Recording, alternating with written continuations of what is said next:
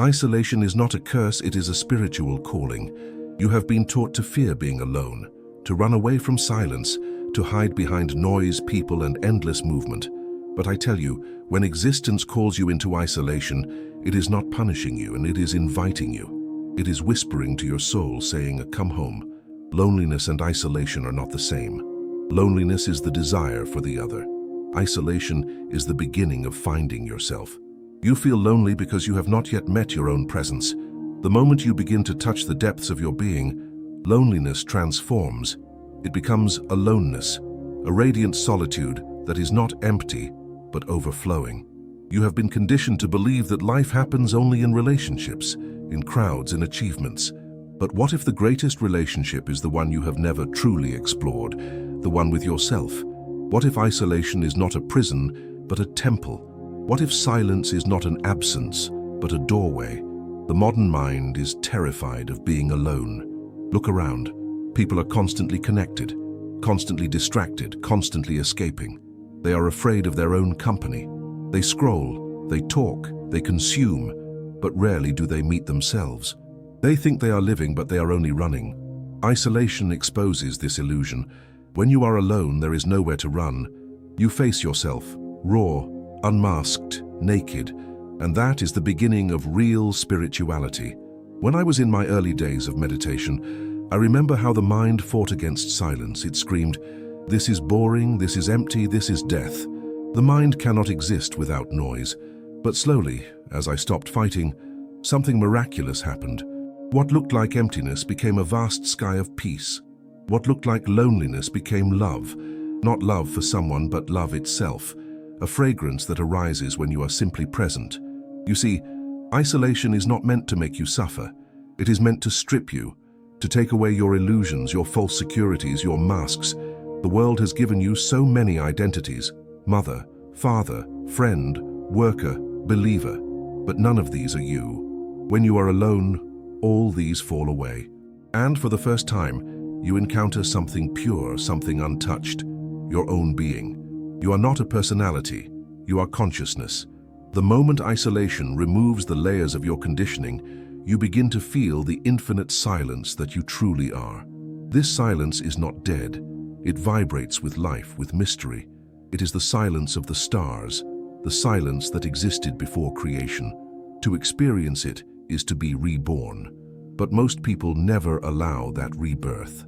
They cling to their distractions as if they were life rafts, unaware that they are drowning in shallow waters. They fear isolation because isolation demands courage, the courage to be nobody, to face the void. The ego trembles in isolation because the ego can only exist in relation to others. Alone it cannot survive. That is why saints, mystics, enlightened ones have always sought solitude, not because they hated the world, but because they wanted to know it from its source. You cannot truly love the world unless you have first known yourself. Otherwise, your love is just need disguised as virtue. In isolation, need dies, and love, pure, unconditional love, begins to flow. So if you find yourself isolated, do not resist it. Do not curse it. Celebrate it. It is existence preparing you for transformation. Just as the seed must go deep into the darkness of the earth before it can bloom, you too must go deep into your own darkness. Isolation is the womb of awakening. But remember, the ego will whisper, "You are missing out. The world is moving on without you." That voice is fear. The truth is, when you are truly alone, you are not missing anything. You are meeting everything. In isolation, you begin to see that existence has always been with you, waiting for you to stop and listen. Silence is not empty. It is full of answers. The noise of the world hides them. But in isolation, you begin to hear the subtle music that has always been playing beneath everything, the hum of life itself. So I tell you again, isolation is not a curse. It is a sacred invitation. It is life calling you back to your center, to your truth, to your essence. And only those who have the courage to accept this invitation can truly be free. When you sit alone and close your eyes, do not seek visions, do not seek experiences. Just be. Allow the silence to unfold. In that silence, everything false will disappear, and what remains, that is you, the eternal watcher, the mysterious presence, the consciousness that has never been born and will never die. Isolation is the beginning of that discovery. It is not the end, it is the doorway. Step through it with love, with trust, with surrender, and you will see you were never alone. You were always surrounded by the vast, infinite embrace of existence. When you stop escaping your own company, something subtle begins to shift inside you. At first it feels strange. The mind rebels, the body resists, the heart trembles. But gradually the surface noise begins to settle, and what was once silence now begins to speak in its own language. This is the language of intuition, a knowing that does not come from logic, but from being. In isolation, you begin to hear what you could never hear before. The whisper of your own soul, the pulse of the universe within your heartbeat. You begin to sense that you are not separate from existence.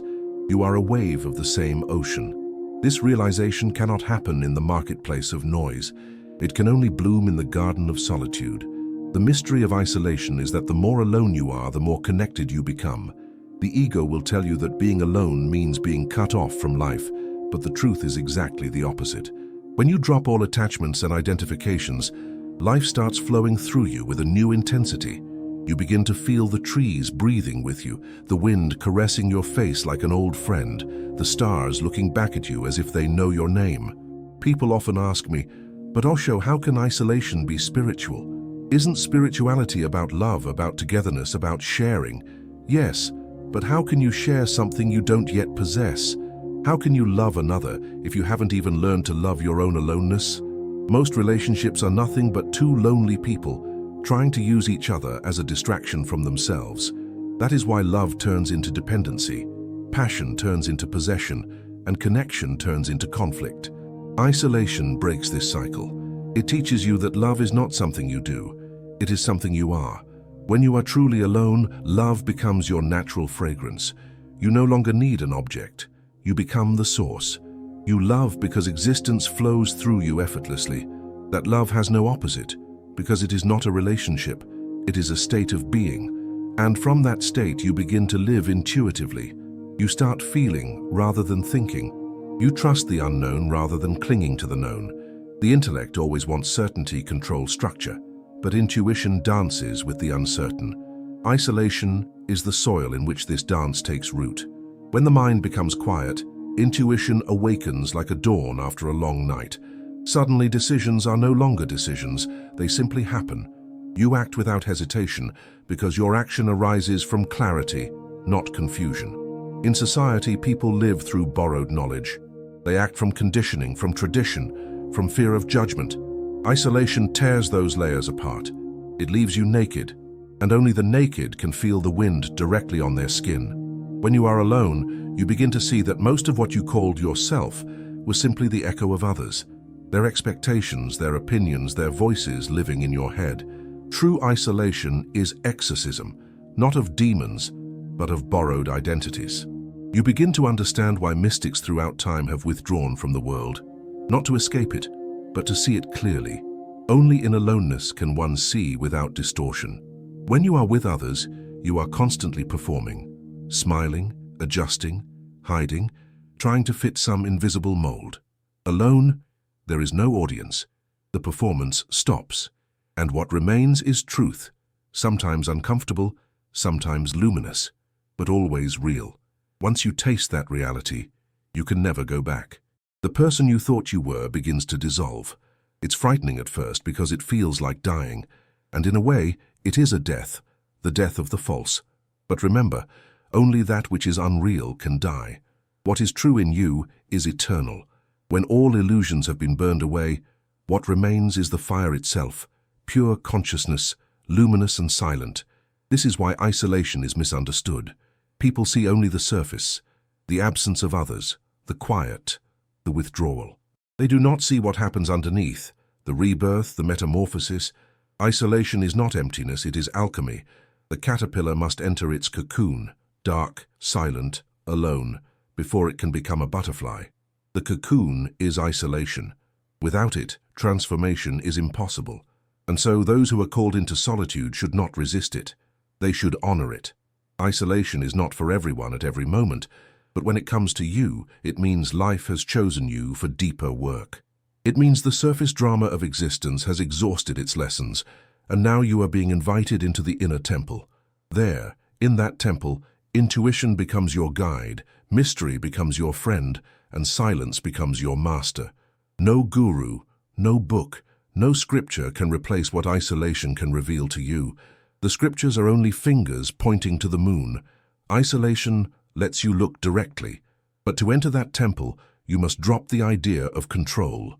You must allow yourself to dissolve. The mind will resist. It will say, do something. But the art of isolation is in not doing. It is in surrendering to the silence, trusting that existence knows how to move you without your interference. Just as the river flows toward the ocean without knowing the way, so too does your being flow toward its source when left undisturbed. And as this flow begins, something miraculous happens. You start to see the beauty in everything, even in pain, even in uncertainty. Isolation becomes not a cage, but an open sky. You begin to laugh at your old fears because now you see that nothing was ever missing. You were simply asleep in the noise of the world.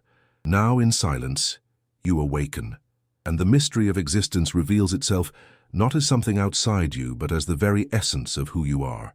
There comes a moment in deep isolation when something begins to crumble inside you. The old self, the one built from memories, opinions, fears, starts to lose its meaning. It feels like falling into an abyss. You reach for familiar ground, but there is none. This is where most people turn back. They rush to fill the silence again, to call someone, to do something, just anything, to avoid the disappearance of who they think they are. But I tell you, do not escape. Let it happen. Let the self die. The death that isolation brings is not destruction, it is purification. When the false dies, the real is born. Only by dying to what you are not can you awaken to what you are. The ego is terrified of isolation because isolation is its deathbed. The ego survives only through comparison, through reaction, through constant reflection in others. Alone it has no mirror. Alone it cannot define itself. So it starts to fade, like a shadow in the dark. That fading is freedom. That nothingness is liberation. In the beginning, it feels like loss. But soon a profound lightness emerges. You realize that without the weight of me, life becomes incredibly vast. You breathe differently. You listen differently. You exist differently. You are no longer the doer. Life is happening through you. You become a flute and existence plays its song through your hollow being. When you are empty, you become infinite. When you are silent, you become music. This is the paradox of isolation. It takes everything away from you, only to give you all that truly matters. Society calls this madness. The enlightened ones call it awakening. Madness, in truth, is living surrounded by millions, yet never knowing yourself. Madness is being afraid of silence. Madness is running from your own being. Isolation, on the other hand, is sanity, the highest form of sanity, because it reconnects you with the source. As I sit in my aloneness, I can feel that existence has no center and no edge. I am not here, and yet I am everywhere. My breath is the wind moving through the trees, my heart the rhythm of the cosmos. This realization is not an idea. It is a direct experience that arises only when the noise of the mind disappears. The mind asks, "Who am I?" But silence never answers in words. Silence answers by dissolving the questioner. And when the questioner is gone, what remains is awareness, vast, luminous, untouched. You realize that the seeker and the sought were never two. You were the answer, pretending to be the question. This is why isolation is sacred. It is not about separation, it is about union. The ego separates, the soul unites. And the only way to reach the soul is to go through the doorway of aloneness. When you truly taste isolation, it is no longer isolation. It becomes communion. You are no longer disconnected from life. You are deeply rooted in it. The trees, the birds, the stars, everything becomes part of your heartbeat.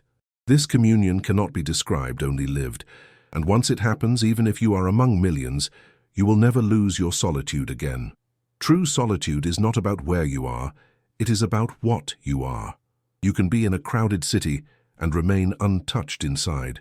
You can be surrounded by noise and yet stay centered in silence. Isolation, once understood, becomes your natural state, not a physical separation, but an inner alignment with the truth. People say, "I feel so alone." I say, "Beautiful. Now use it, don't escape it."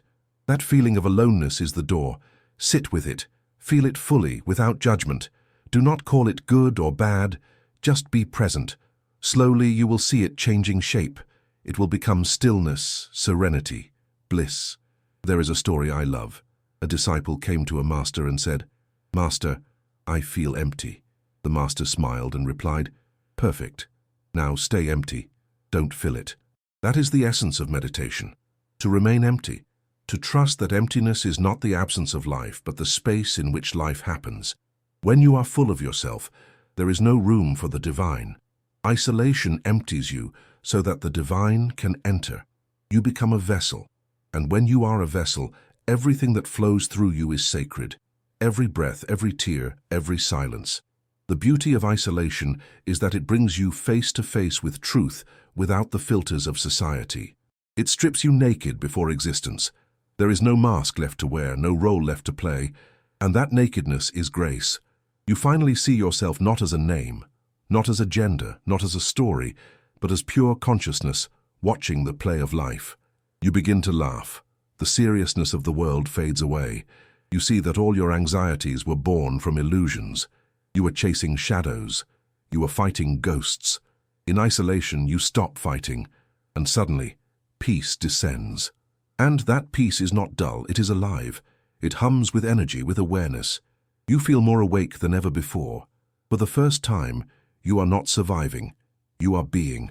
Remember this, isolation is the crucifixion of the ego and the resurrection of the soul. It is the dark night that precedes the dawn.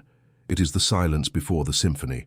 You must go through it, not around it, not above it, but through it, to be reborn into your true self. And when you emerge from that silence, you will not be the same. The world will look familiar yet completely new. You will see faces you have seen before, but now you will see the light behind them. You will hear sounds you have always heard, but now you will hear the space between them. Life becomes a meditation, a constant revelation. This is the power of isolation, not as withdrawal, but as awakening. It kills what is false, so that truth can breathe again. When you have gone through the fire of isolation, when you have tasted its silence and seen your own reflection in its mirrorless space, something irreversible happens. You are no longer who you used to be. The old you, reactive, fearful, dependent, has disappeared.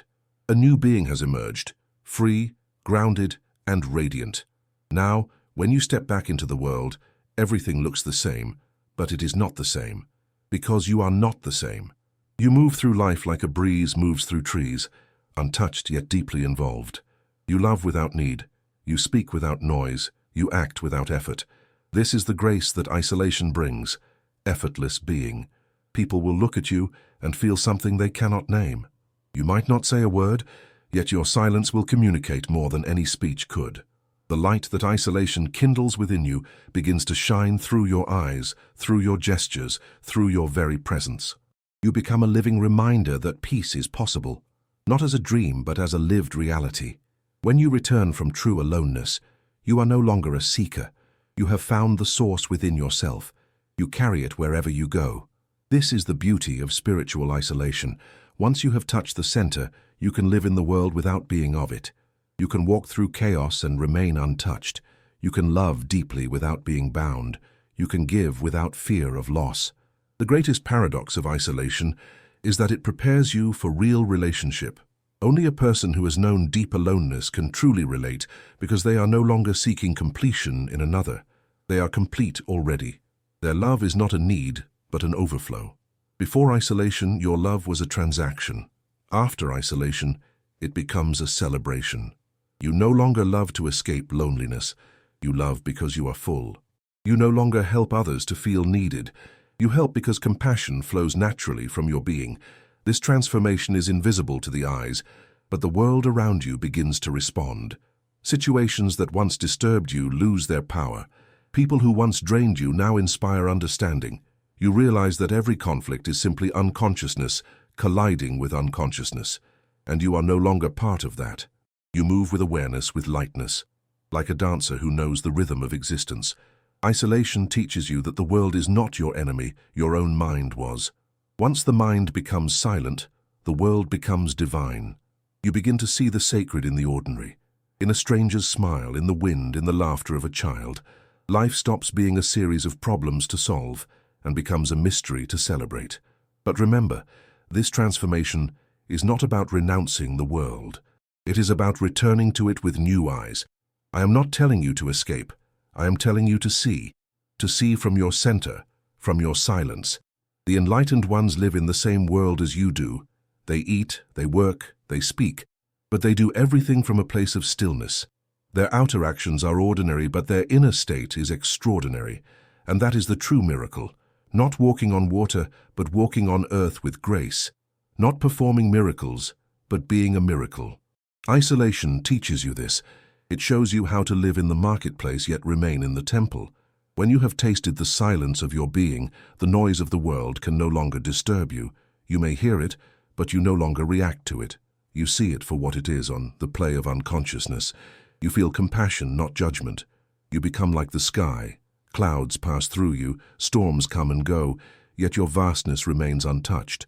People will ask, how can I live like that? How can I find peace in the middle of the world? The answer is simple, but not easy. Stop running. Stop distracting yourself. Sit with yourself long enough for the masks to fall.